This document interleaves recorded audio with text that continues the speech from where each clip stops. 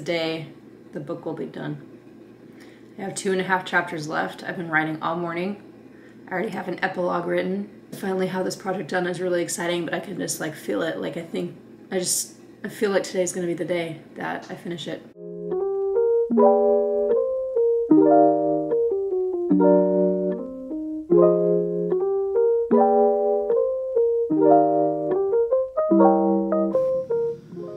I have just finished my 6th book.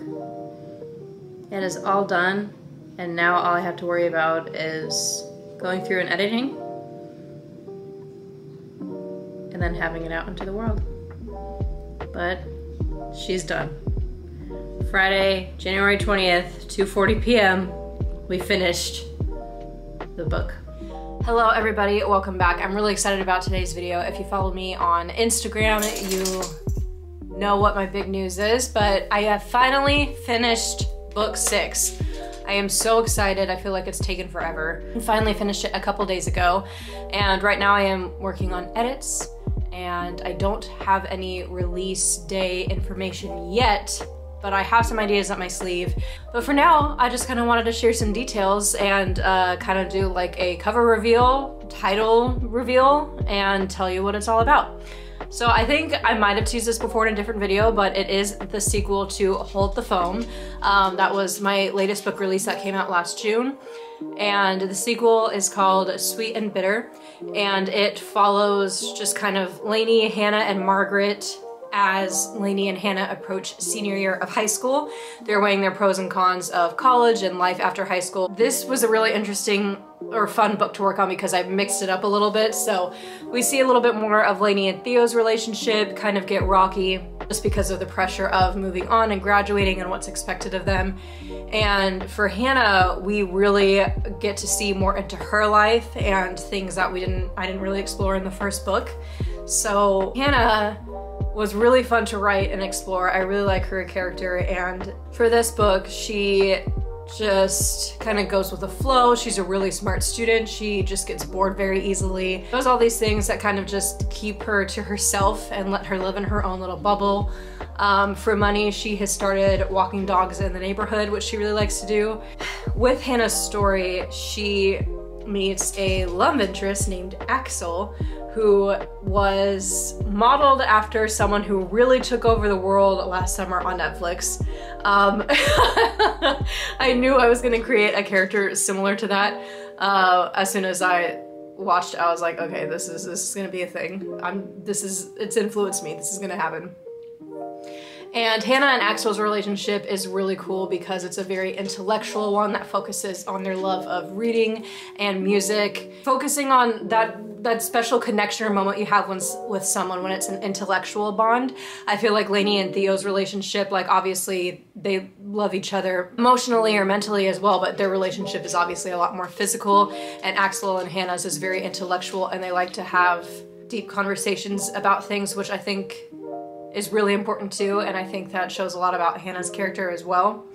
And Axel's kind of one of those characters that isn't always what they seem. When you see someone with that kind of appearance, sometimes you have assumptions about how they are as a person. Axel is a part of a band, and it's just introducing this whole other side or other world to see how they kind of started falling for each other and really grew a fondness for one another just because of things that they had read or heard or whatever. And I know, like in Hold the Phone, when I first introduced Lainey and Theo, I compared them a lot to like Rory and Jess for Gilmore Girls.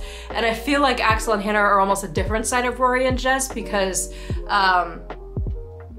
they really talk a lot about like music and books, right? Which I feel like Rory and Jess always did too.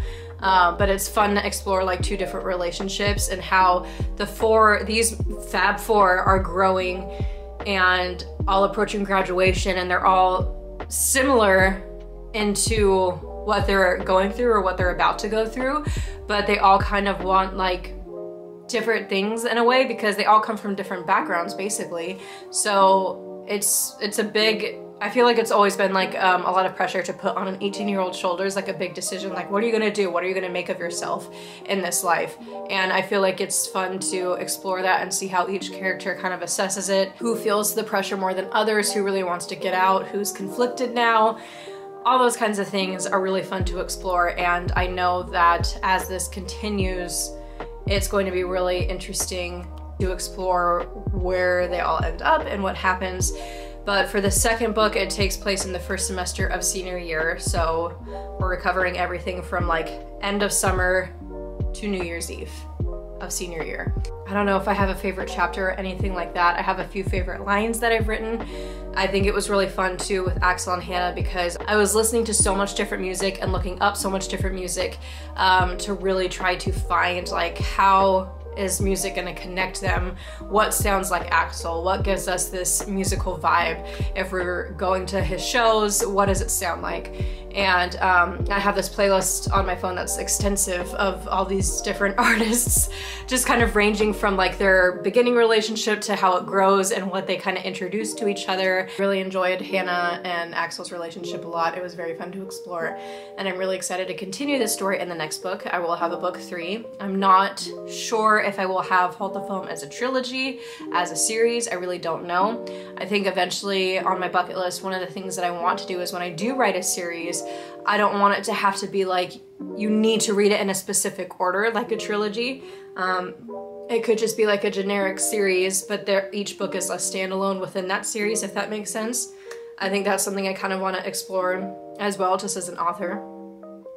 But as far as release date goes and things like that, I really want to have a release date sometime in February whenever I'm done editing and I get my author copies in to make sure everything looks good. Also thinking that if you would like to get an autographed paperback copy, you would be able to shop that through my personal author site a week before the official release date. So to honor your loyalty for choosing to shop directly through me, to get an autographed copy and to get a paperback sent directly to you. And I really, really want to have it open internationally. I've talked to some readers that I have in other countries, which I think is like the coolest thing ever. But obviously shipping outside of the United States can be very expensive and a little difficult, but I really want to try to make that happen. I have a couple other book ideas in the works. I'm halfway through a different book as well. I have started outlining a summer romance, right? We're broadening our horizons. Not everything needs to take place in the fall and winter. We're gonna try to have something take place in the summer, and kind of getting ideas for book 3 for Hold the Phone. So we'll see where that takes us as well. But other than that, that's just a little update for you. I'm so excited to finally have it done, and I can't wait to just finish making edits. And then half of the work is over. I think the hard part is over. Writing it and just getting that part done is like a whole nother thing. But then just going through edits, making sure everything's spelled correctly, minor typos, continuity, and then setting up the covers, setting everything up on Barnes & Noble, my author site, Amazon. I'm really excited. 6th book, you guys, can you believe it?